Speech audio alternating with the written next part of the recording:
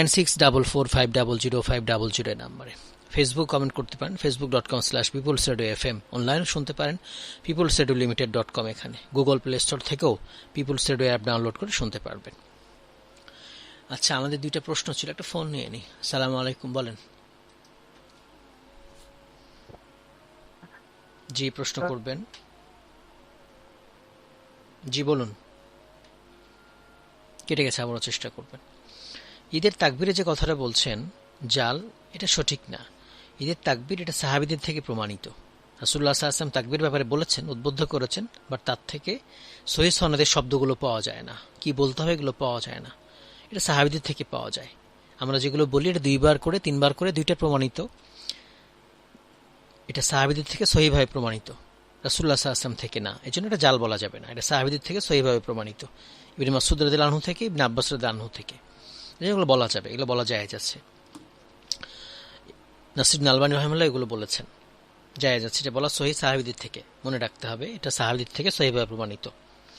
2 বার করে হবে, আল্লাহু আকবার, আল্লাহু আকবার, লা ইলাহা ইল্লাল্লাহ, আল্লাহু আকবার, আল্লাহু আকবার, লিল্লাহিল হামদ, অথবা আল্লাহু আকবার, আল্লাহু আকবার, আল্লাহু আকবার, 3 বার করে যেটা আসছে এটা। একজন ফেসবুক কমেন্ট করেছেন, একটা ফোন নিয়ে নি। আসসালামু আলাইকুম, বলেন। জি, প্রশ্ন করবেন। জি, প্রশ্ন করবেন। জাকাত যখন আপনার সম্পদ ছিল, জাকাত দিয়েছেন, এখন নিসাব পরিমাণ সম্পদ না, এখন জাকাত দেওয়া লাগবে না। আপনার যখন আপনি জাকাত দেওয়ার সামর্থ্যবান থাকবেন তখন জাকাত আসবে, সামর্থ্যবান না থাকলে তখন আর জাকাত দেওয়া লাগবে না, তখন আর জাকাত দেওয়া লাগবে না। আসসালামু আলাইকুম, বলুন। ওয়ালাইকুম আসসালাম ওয়া রাহমাতুল্লাহ। জি ভাইয়া, কেমন আছেন? আলহামদুলিল্লাহ, বলেন। জি, আমার ওই যে ফিলিস্তিনের ব্যাপারে আমরা যে দোয়া করব, দোয়ার মধ্যে আমি ওই যে বলছিলাম আল্লাহু আকবার কাবীর আলহামদুলিল্লাহি কাসীর ওয়া সুবহানাল্লাহি বুকরাতান ওয়া আসীলা, এই দোয়াটা কি পড়া যাবে কিনা? আর এটা পড়তে হলে আমাদের ওই যে ফজরের বাদে যেই দোয়া মাসনুন জিকিরগুলো, সন্ধ্যায় যে জিকিরগুলো আছে, এগুলো পড়ার পরে যদি আমি পড়ি তাহলে কি এগুলো হবে কিনা, আমার কাছে এটা মনে হয়। জি, আসসালামু আলাইকুম, বলুন। জি, প্রশ্ন করবেন।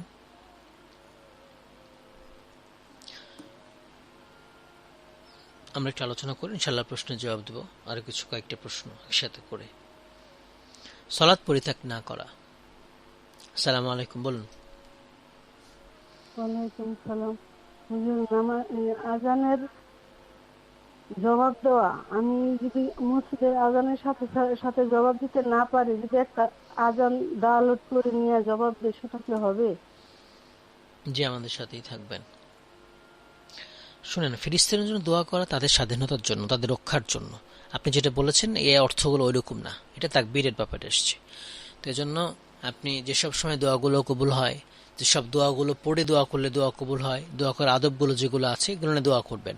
দোয়া করার সময়ে দোয়া করার আদবগুলো সহ দোয়া করবেন, বা যে দোয়াগুলো পড়ে দোয়া করলে আল্লাহ তাআলা দোয়া কবুল করেন, যেমন ইসমে আজম আছে, তারপরে দোয়া ইউনুস আছে, এগুলো পড়ার পরে দোয়া করলে দোয়া কবুল হয়। তো যেসব পড়ে দোয়া করলে দোয়া কবুল হয় তখন দোয়া করবেন, তাদের স্বাধীনতার জন্য, তাদের রক্ষার জন্য, ইসরায়েলকে ধ্বংস করার জন্য। ইহুদিদের ধ্বংস কামনা করে দোয়া করতে হবে, খ্রিস্টানদের ধ্বংস কামনা করে দোয়া করতে হবে। এটা তাদের রক্ষা করা এবং তাদের ধ্বংস কামনা করা, কারণ তারা জালেম, তারা যে অত্যাচার করছে এগুলো তারা জালেম প্রমাণিত, তাদের পৃথিবীতে বসবাসের সুযোগ নেই, তাদের শাস্তি হওয়া দরকার। যে লক্ষাধিক, আমরা তো জানছি যে 50,000, কিন্তু আসলে তো অনেক বেশি। তো এই যে এতগুলো মানুষকে হত্যা করেছে, তাদের শাস্তি হওয়া দরকার। এবং আমরা ফেরেশতাদের মুক্তির জন্য দোয়া করব, স্বাধীনতার দোয়া করব, রক্ষার দোয়া করব। আর যারা অত্যাচার করেছে ইহুদি খ্রিস্টান, তাদের জন্য বদদোয়া করব আমরা, যেন আল্লাহ তাআলা তাদেরকে আযাবে পাকড়াও করেন, আযাবে পাকড়াও করেন। এভাবে আমরা দোয়া করব। আজানের জবাব তো আপনার আজান, একটা ফোন নিয়ে নিন। আসসালামু আলাইকুম।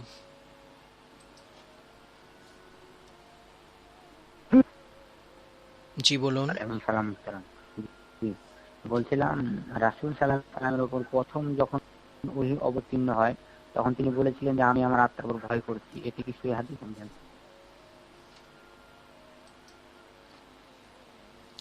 তাহলে আমরা এভাবে দোয়া করব, তাদের রক্ষার জন্য দোয়া করব, ফিলিস্তিনদের। আর তাদের ইসরায়েলদের আমরা পণ্য বয়কট করব, আর ফিলিস্তিনদের পাশে আমরা অর্থনৈতিকভাবে পাশে দাঁড়াবো। এই কাজগুলো আমাদের। আর কখনো যদি বিশ্ব মুসলিম জিহাদের ঘোষণা দেয়, সেখানে যাওয়ার পারমিশন হয়, সেখানে নারী পুরুষ নির্বিশেষে জিহাদে অংশগ্রহণ করতে পারে। তো সেটা অবশ্যই রাষ্ট্রীয়ভাবে হতে হবে, বিশ্ব মুসলিমের আন্ডারে হতে হবে। এটা হঠাৎ একা একা যেয়ে না। আজানের জবাব তো আজান নর্মাল যখন হবে তখন ডাউনলোড করে নেবেন কেন আপনি? আজানের সময় যখন হবে মসজিদে আজান শুনে আপনি জবাব দিবেন। ডাউনলোডের আজান তো এখানে করা হচ্ছে না, ইবাদতের জন্য ডাকা হচ্ছে না। ইবাদতের জন্য ডাকা হচ্ছে যেটা মসজিদে আজান দেওয়া হচ্ছে, তখন আপনি মসজিদে আজান শুনেই জবাব দিবেন, ডাউনলোডের আজান না। কিন্তু কোনো জায়গায় এমন হয় যে আপনি আজান শুনতে পাচ্ছেন না, আজান হয় না, কোনো অমুসলিম দেশে আছেন, সেক্ষেত্রে আপনি এটা করতে পারেন, বাট এটা খুব জরুরি না। আজান আপনার জবাব দিতেই হবে, আবশ্যক এগুলো না। মুস্তাহাব বা সুন্নাহ পর্যায়ের, কেউ কেউ বলেছেন মুস্তাহাব পর্যায়ের হতে পারে বা সুন্নাহ পর্যায়ের হতে পারে। আপনার এটা ব্যস্ত হওয়ার কিছু নেই। আজানের মূল জবাব হচ্ছে সলাৎ কায়েম করা, সলাৎ প্রতিষ্ঠিত করা, সলাৎ পড়া, আদায় করা। এটা মাথায় রাখতে হবে। আপনি যদি চান কোনো এলাকায় নাই, আজান শোনা যায় না, অমুসলিম এলাকা, তখন আপনি এগুলো সলাতের সময়গুলোতে আজানের জবাব দিতে পারেন চালু করে, সেটা হতে পারে। আল্লাহ আলাম।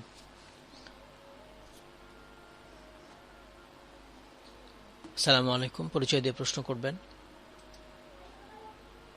জি বলুন। মাশাআল্লাহ। জি ভাইয়া, আমার এই যে আরেকটা প্রশ্ন হচ্ছে যে মুমিন যখন মানে হয়ে যায়, ঈমান দুর্বল হয়ে যায়, তাদের লক্ষণগুলো কি কি হতে পারে একটু জানাবেন।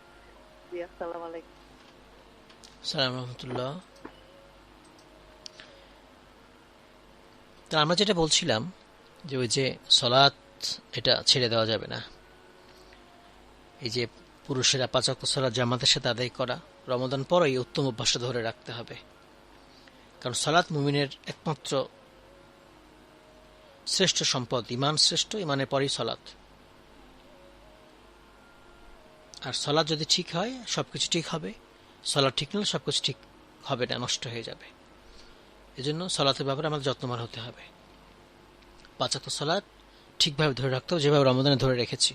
পুরুষরা মসজিদের সাথে জামাতের সাথে, মহিলারা বাসায় আদায় করবেন, বা যেখানে সুযোগ আছে মসজিদে যাওয়ার সেখানে মসজিদে আদায় করবেন।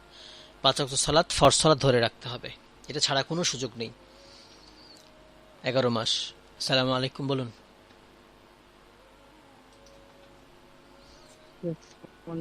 জি বলুন। ওয়ালাইকুম সালাম রহমতুল্লাহ।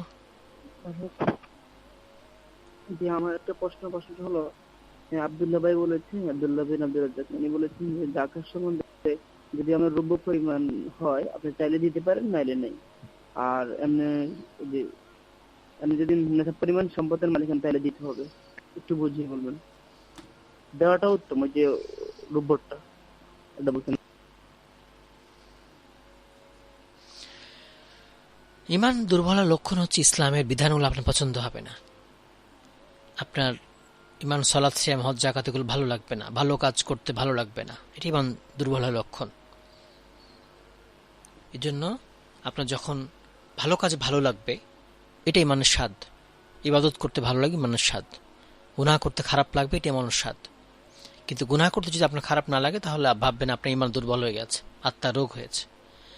এজন্য তখন সমাধান করতে হবে, বেশ বেশ কোরআন তেলাওয়াত করা, ঈমান বাড়ানোর চেষ্টা করা, আমলে সলে বাড়ানোর চেষ্টা করা, রোগের চিকিৎসা করা। এটা আত্মাকে কন্ট্রোল করে, নিয়ন্ত্রণ করে আপনাকে ইবাদত করতে হবে, হাওয়াকে, নাফসকে। কারণ নাফস কখনো আপনার ইবাদতকে পছন্দ করবে না, এটা মাথায় রাখতে হবে। কারণ সে আপনাকে জাহান্নামে নিয়ে যেতে চায়। শোনেন, নেশাব, সোনা বা রূপা যে কোনো একটা ধরলেই হয়। কেউ যদি রূপা না ধরে, সোনা ধরে, সেটা হবে। কেউ যদি রূপা ধরে, সেটা হবে। রূপাটা ভালো, কারণ হচ্ছে রূপা ধরলে অনেক মানুষ জাকাত দাতা হয়, অনেক গরিবের উপকার হয়। সোনা ধরলে এখন তো আপনার 8-9 লাখ টাকা ছাড়া জাকাতই ফরজ হবে না। আর রূপা ধরলে তো 1 লাখ টাকাতে জাকাত ফরজ হয়ে যাবে, 1 লাখের কমে জাকাত ফরজ হয়ে যাবে, 70-80 হাজার জাকাত ফরজ হয়ে যাবে। এইটা তো যে কোনো একটা করলেই হয়, তবে রূপা ধরা ভালো, কারণ যাতে করে উপকৃত হয় সাধারণ মানুষ, গরিবরা। এটা কারো কাছে এমন যদি থাকে অল্প সোনা, অল্প রূপা, অল্প টাকা, সবগুলো মিলে নেশাব হয়ে যাচ্ছে, তখন সে জাকাত আদায় করবে। কোরআন তেলাওয়াত পরিত্যাগ না করা, রমাদানে কোরআন তেলাওয়াত করেছি, বাকি 1 বছর আর কোরআন তেলাওয়াত করবো না, ঘরে রেখে দেবো, এমনটা হলে হবে না।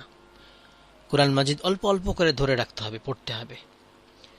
কোরআন মাজিদ, হাদিস অল্প অল্প করে হলে সময় প্রত্যেকদিন একটু করে পড়তে, এগুলো আপনার আলো, আপনার জীবনের পাথেও এগুলো আপনাকে নির্ভুল জ্ঞানের জায়গা, আধার। একটু একটু করে আপনাকে পড়বেন, আপনাকে পথ বলে দিবে এগুলা। কোরআন তেলাওয়াত ধরে রাখতে হবে, অল্প করে হলেও ধরে রাখতে হবে। কয়েক মিনিট এক পৃষ্ঠা, কয় মিনিট লাগে এক পৃষ্ঠা পড়তে? 1-2 মিনিট লাগে, 5 মিনিট লাগে। অর্থ সহ চেষ্টা করবেন, তাফসির সহ চেষ্টা করবেন। এখন তো স্মার্টফোনে সবকিছু পাওয়া যায়, অর্থ তাফসির সবই পাওয়া যায়, এটা ধরে রাখবেন। আল্লাহ তাআলার জিকির আজকার এগুলো ধরে রাখতে হবে। শুধু রমাদানের জিহ্বাকে ভেজা রেখেছেন, সিক্ত রেখেছেন, বিষয়টা এমন না। সবসময় জিহ্বাকে সিক্ত রাখতে হবে। দরুদ এগুলো ধরে রাখতে হবে, রাসূল আল্লাহর প্রশংসা ধরে রাখতে হবে, রাসূল দরুদ ধরে রাখতে হবে সকাল সন্ধ্যায়। এগুলো সৎ সঙ্গ গ্রহণ করা, ভালো মানুষের সঙ্গ গ্রহণ করা, এমন বন্ধু, এমন মানুষ যে সৎ কাজ করে, যাকে পাশে পেলে আল্লাহর আনুগত্যে আপনাকে সাহায্য করবে, তার সঙ্গ গ্রহণ করতে হবে। এমন সাথী গ্রহণ করতে হবে যে অন্যায় থেকে, পাপের রাস্তা থেকে সতর্ক করে সঠিক পথে নিয়ে আসবে, আহ্বান করবে। এটা ওই যে সৎসঙ্গে স্বর্গবাস আমরা বলি, যেটা খারাপ হলে তো সর্বনাশ হয়ে যাবে। এর জন্য ভালোদের সাথে থাকতে হবে। কুনু মা সাদিকিন, আল্লাহ তাআলা বলছেন, কুনু মা সাদিকিন, সত্যবাদীদের সাথে থাকো, সঙ্গী হও। তাই ভালোদের সঙ্গে থাকতে হবে। শাওয়াল মাস চলছে, শাওয়াল মাসে সিয়াম পালন করা 6টা। মাংসাম রমাদান সুম্মা আদবসিত্তা মিন শাওয়াল কানা কাসিয়ামিদ দাহর। রমাদানে সিয়াম করলো, এরপরে অতঃপর শাওয়ালের 6টা সিয়াম করলো। রাসূলুল্লাহ সাল্লাল্লাহু আলাইহি ওয়াসাল্লাম বলছেন সে সারা বছর সিয়াম করলো। শাওয়াল মাসে 6টা সিয়াম খুবই গুরুত্বপূর্ণ, আদায় করবেন। আগে রমাদানের সিয়ামগুলো শেষ করবেন, তারপর শাওয়ালের সিয়াম। আরেকটা মত আছে, আগে শাওয়াল করে নিতে পারবেন, পরে রমাদান। বেশি আমার কাছে ভালো মনে হয়েছে আগে রমাদান শেষ করে পরে শাওয়ালের গুলো করা। এই জিনিসটা আপনাকে ধরে রাখতে হবে। সারা বছর নফল সালাত চালু রাখবেন, তাহাজ্জুদ এগুলো, নফল সিয়াম চালু রাখবেন। যে সারা বছর নফল সিয়ামগুলো আছে, নফল দানগুলো চালু রাখবেন, কোরআন তেলাওয়াত চালু রাখবেন, গুনাহ থেকে বেঁচে থাকবেন। এই কাজগুলো আপনাকে ধরে রাখতে হবে। এই যে রমাদান যে ভালো ভালো কাজগুলো করেছেন, আমলগুলো করেছেন, তাওবা, ইস্তেগফার, তাসবিহ, তাহলিল, এই সবগুলো ধরে রাখতে হবে। তাহলে আপনি সফল হবেন। রমাদান ট্রেনিং ছিল, প্রশিক্ষণ ছিল, এখন সেটা অ্যাপ্লাই করতে হবে 11 মাস, সারা বছর। এটা মাথায় রাখতে হবে। আল্লাহ তাআলা আমাদের সবাইকে এই যে সারা বছর এই আমলগুলো ধরে রাখার তৌফিক দান করুন। আমরা যেন ঈমান আনার পরে পথভ্রষ্ট না হয়ে যায়, নিজের আমল যেন নষ্ট না করি। আমরা যেন ইবলিসকে, শয়তানকে ভয় করি, সচেতন থাকি তার ব্যাপারে।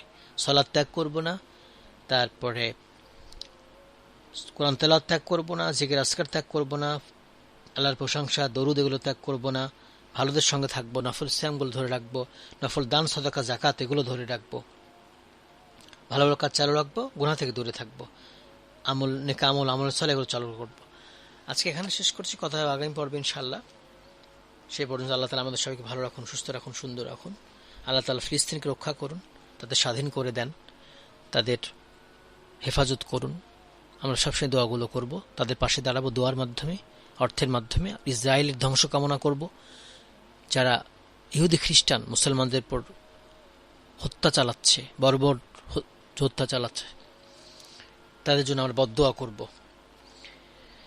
আল্লাহুম্মা আলাইকাল ইয়াহুদ ওয়ান নাসারা, আমিন। আসসালামু আলাইকুম ওয়া রাহমাতুল্লাহি ওয়া বারাকাতুহু।